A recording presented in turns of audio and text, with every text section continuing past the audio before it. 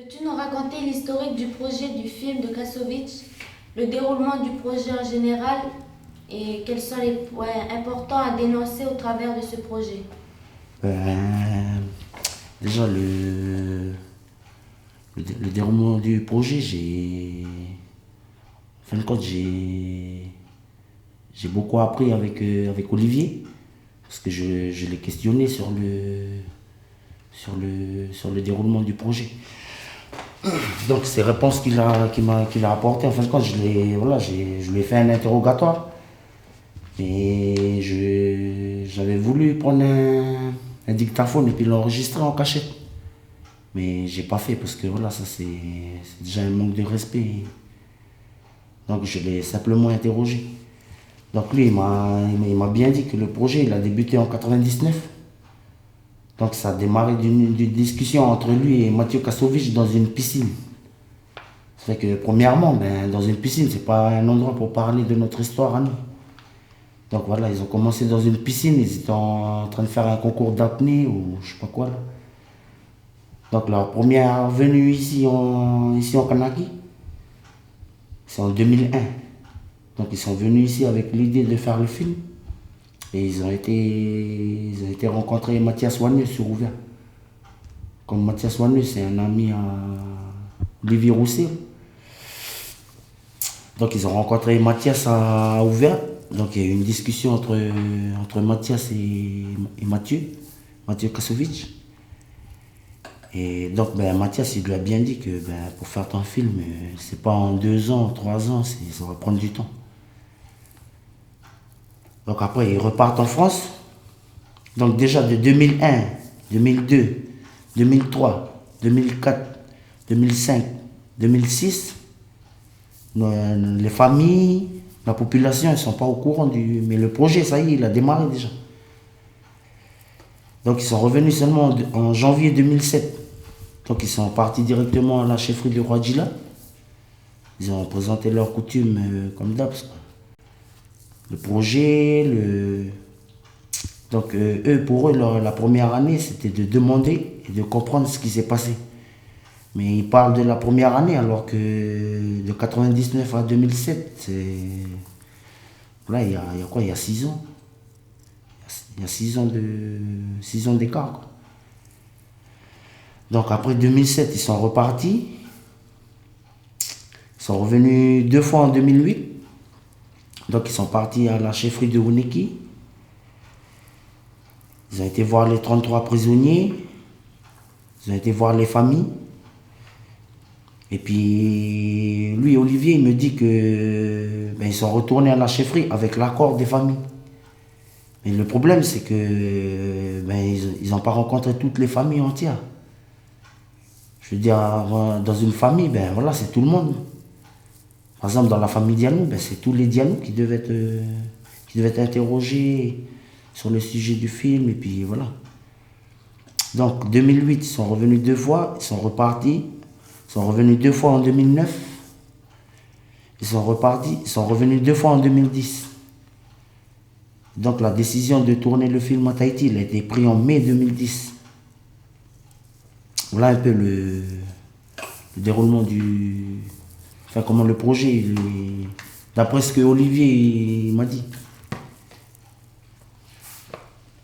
Et donc, dedans, déjà, voilà, la première bêtise, c'est, voilà, ils ont parlé de ça dans une piscine, pour dire que, voilà, notre histoire à nous, les mecs là-bas, enfin pas les mecs, mais les personnes en métropole, dans le monde, ils connaissent notre histoire, mais le problème, c'est que, voilà, et c'est sur les bouquins, sur tout ce qui a été écrit, donc pour eux, voilà, c'est la vérité, alors que c'est pas la vérité. Donc voilà un peu la bêtise, moi la plus grande bêtise dedans, c'est que ils ont été dire qu'ils ont vu toutes les familles alors que c'est faux. Et le problème, c'est qu'il n'y a pas les familles seulement qui ont le droit de parler de cette histoire, c'est tout le monde. À Ouvert, il n'y a pas que les familles qui ont souffert, c'est tout le monde qui a souffert, toute la population a souffert, tout le pays tout entier. Ça, c'est l'histoire du pays. Ça veut dire que ben, ils n'ont pas consulté aussi nos frères. Je veux dire tous nos chefferies, nos clans qui sont ici sur la Grande Terre. Parce que voilà, nous, on a nos chemins aussi. Et à l'intérieur du projet, ben voilà, à aucun moment ils ont utilisé le chemin coutumier, les sentiers coutumiers pour réaliser le projet du film. Et quand ils en ont parlé la première fois dans la piscine, c'était il y a longtemps? En 99. Mais en France, en 99. Et quels sont les... Parce que tu nous avais parlé dans la première interview qu'il y avait beaucoup de mensonges dans le film. Mais dans le contenu propre, quels sont, parce que comme tu l'as vu, quels sont les mensonges que l'on doit souligner à l'intérieur du film et qui ne sont pas compatibles avec la réalité? Ben déjà, moi, les premiers mensonges que j'ai pu voir, ben c'était dans le dossier de presse du film. Là, j'ai tiré un peu ce que j'ai pu tirer de dedans. Là, je vais vous montrer la photo, une des photos du dossier de presse du film. Donc la photo là, en fin de compte, c'est quand les papas ils rentrent à l'intérieur de la gendarmerie. Donc quand ils rentrent, ici derrière, vous pouvez observer derrière, il y a une personne qui tient un FAMAS.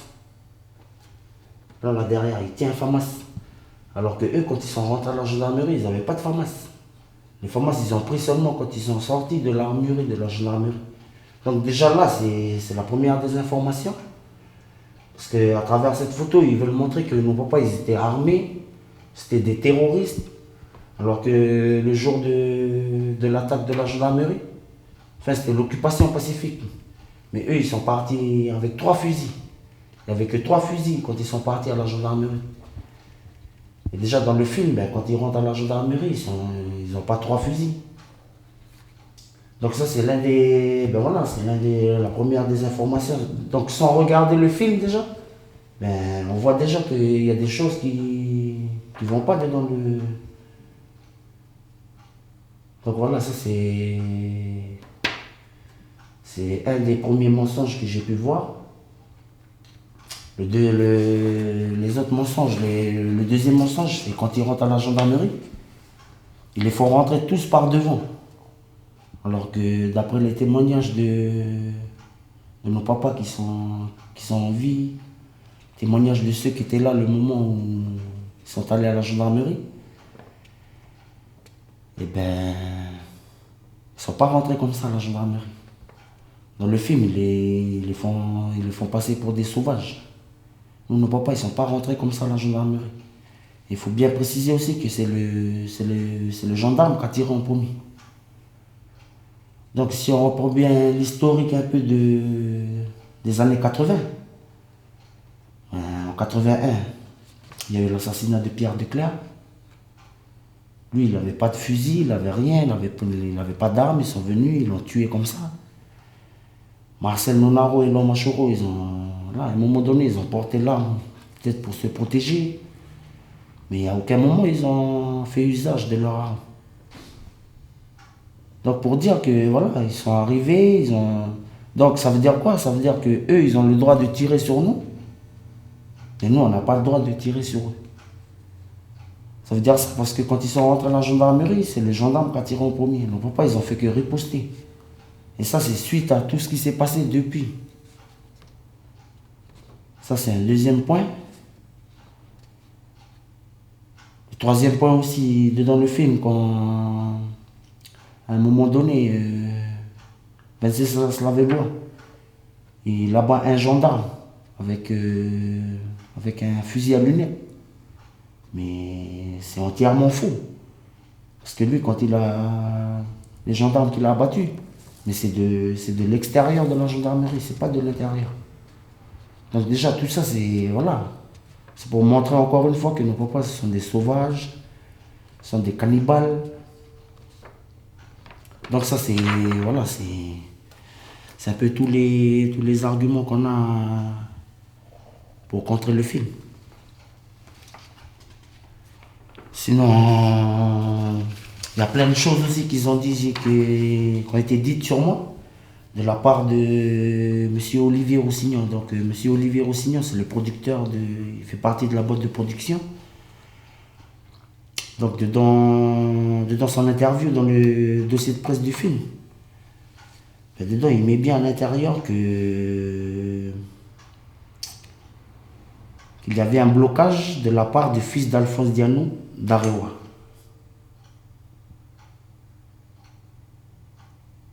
Donc, il met bien dedans qu'il joue également dans le film, a réussi à faire en sorte, il joue également dans le film.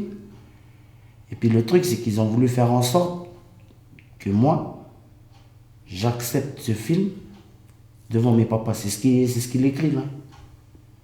Mais le problème, c'est que à chaque fois qu'on est en face d'eux, qu'on leur dit ce qu'on pense, on leur pose des questions.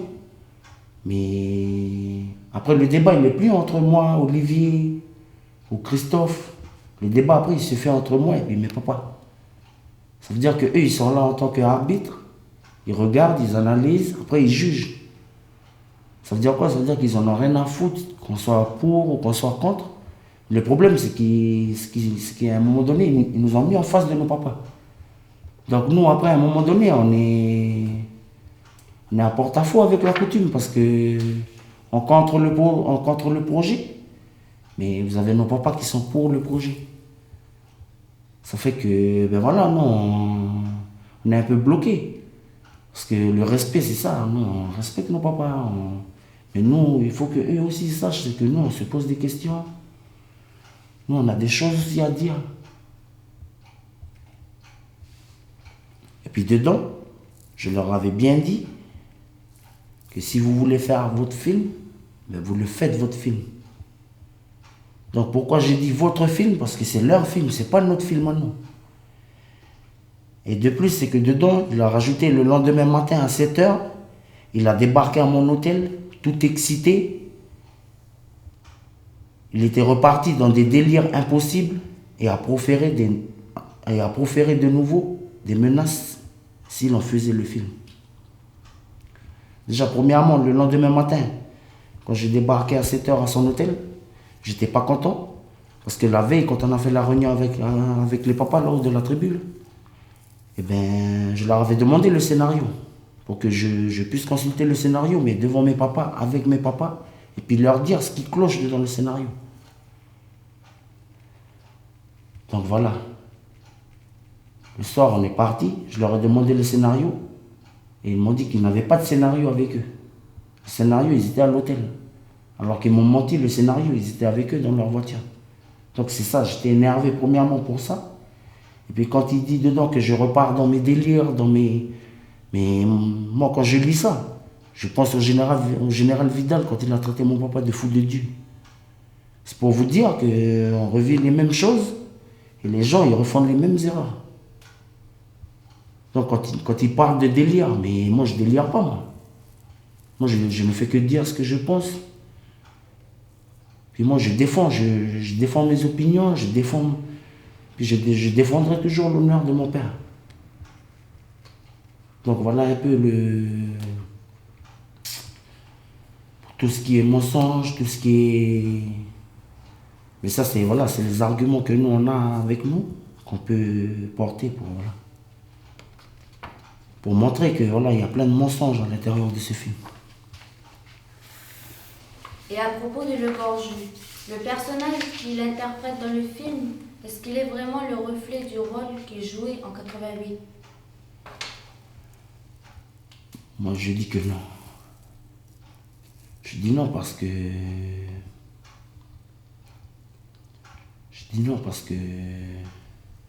Le Gorju, pour moi, ça a toujours été un traître. Et il restera toujours un traître dans l'histoire de notre pays. Et puis, il faut bien savoir que le Gorju, lui, c'était le patron du GIGN. Sa mission à lui, c'était de libérer les otages. C'est ça sa mission à lui. Et il a réussi sa mission, il a accompli sa mission. Lui, sa mission à lui, c'est de libérer les otages. Mais quand il parle de négociation, non, ça c'est stratégie militaire, c'est pour voilà, faire durer le temps, faire durer le temps. Mais en fin de compte, lui, l'assaut de la grotte, c'est Philippe Le Gorgui qui a monté l'assaut de la grotte. Bien sûr, avec l'aide de Général Vidal, Bernard Ponce, toute la compagnie, quoi. Et qu'est-ce que tu peux dire du personnage qui jouait dans le film? C'était pas en accord avec ça? Dans le film, il fait un peu la victime. Voilà, il veut se dédouaner en fin de compte de tout ce qu'il a fait. Puis moi, je tiens bien à préciser que Le Gorgui, il était patron du GIGN de 85 à 89. Donc si on reprend bien, 85, l'assassinat de l'homme Choro, 88, l'assassinat de nos 19 papas, et 89, c'est l'assassinat des 3 grands-pères là qui sont morts. Pas Djoubeli, pas Jean-Marie, puis pas Yi. Donc voilà moi un peu comment je vois la chose. Moi je dis que voilà, les années 80, ça a été pour moi personnellement, ça a été un génocide politique. Parce que l'assassinat de Pierre Declercq en 81,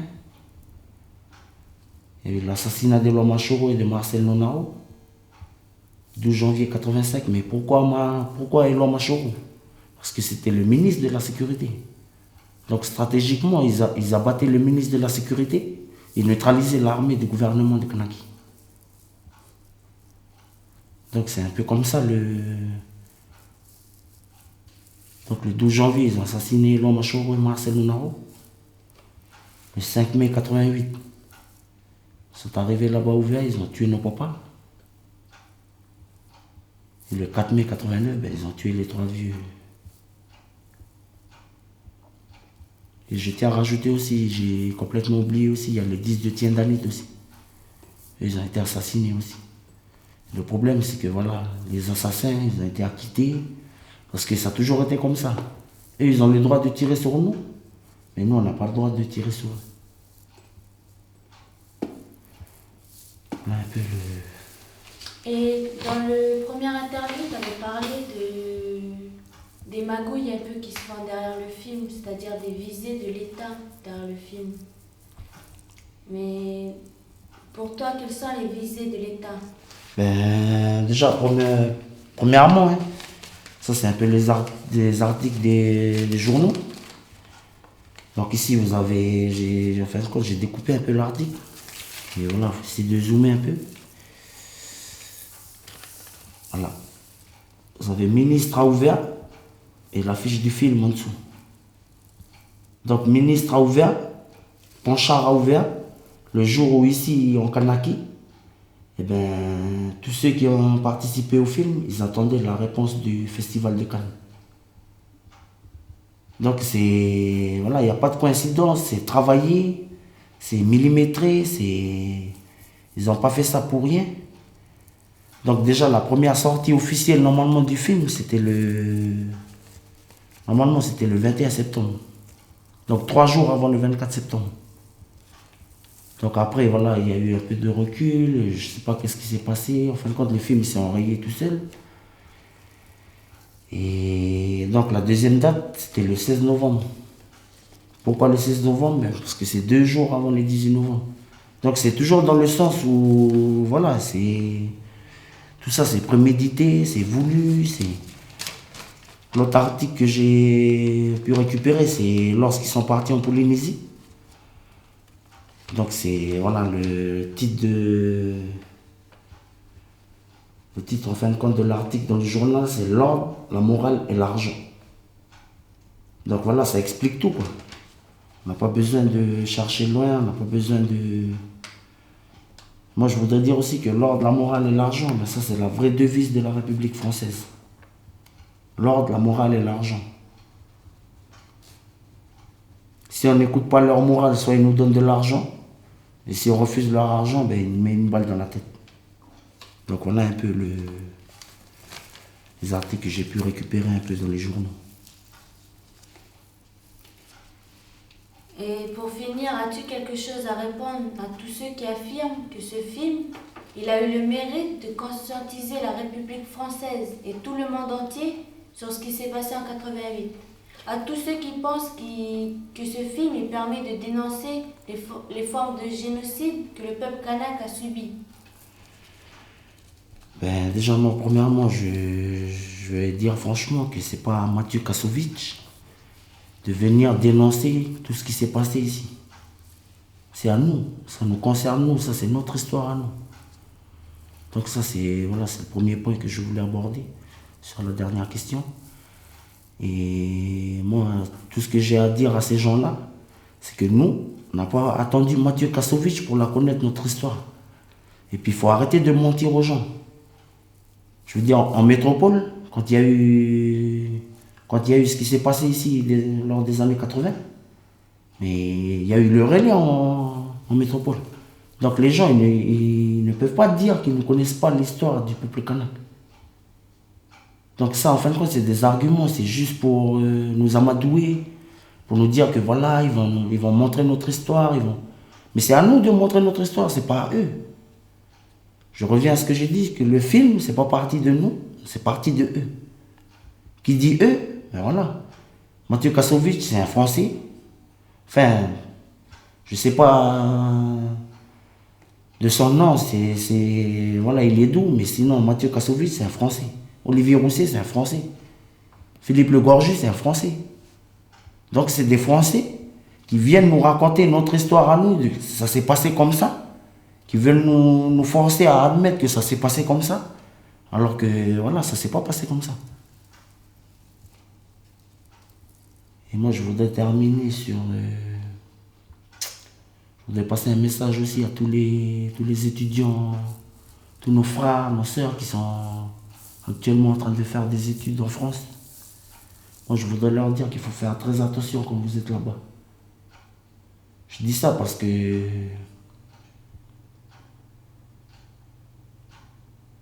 nous, on est là. Nous, on garde le pays. Peut-être que, voilà, on n'a pas été loin à l'école, mais nous, on a notre intelligence à nous. Nous, on est intelligents aussi. Eux, ils sont pas... Vous êtes partis là-bas, vous avez des choses à prendre, il faut les prendre. Mais il faut penser à revenir ici au pays. Donc voilà mon petit message, mon dernier petit message. Et puis, moi, je remercie aussi tous ceux qui étaient contre le film. Et je demande pardon aussi à tous les frères qui sont ici, dont leur papa, voilà, dont leur maman a été assassinée, leur grand-mère, leur soeur. Moi, je voudrais leur demander pardon parce que le film aussi, c'est un manque de respect envers tous ceux qui sont partis. Parce que l'histoire de 88, c'est pas seulement l'histoire d'Ouvert. C'est l'histoire du peuple kanak entier. C'est l'histoire d'un pays, c'est l'histoire d'un peuple. Donc s'il fallait vraiment faire le film avec notre version, ça voudrait dire qu'on allait montrer un peu tout ce qui s'est passé aussi dans différents endroits du pays à ce moment-là. C'est pour dire que voilà, nous on est un peuple, on a un chemin, on a des racines. Mais à travers le projet du film, à aucun moment on voit nos liens avec la Grande Terre, avec l'Ifou, avec Marais. À aucun moment. Avec le projet du film. S'ils avaient concerté tout le monde, ça voudrait dire qu'ils vont passer par nos sentiers coutumiers. Et s'ils ne sont pas passés par nos sentiers coutumiers, ben ça veut dire qu'ils ont bafoué la coutume. Ils ont bafoué la coutume. Donc voilà, moi je voudrais terminer par ça. Puis un grand hommage aussi à tous ceux qui sont partis. Et pour dire aussi que voilà, nous on continuera à porter la revendication du peuple kanak. Même s'il faut souffrir, même s'il faut aller en prison, même s'il faut mourir, nous on continuera à porter la revendication du peuple kanak.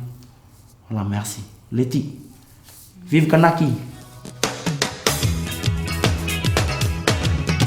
Ne te sens pas coupable d'être rejeté. Pour toi, ce qui compte, c'est ta liberté. Ne te sens pas coupable d'être rejeté. Pour toi, ce qui compte, c'est ta liberté.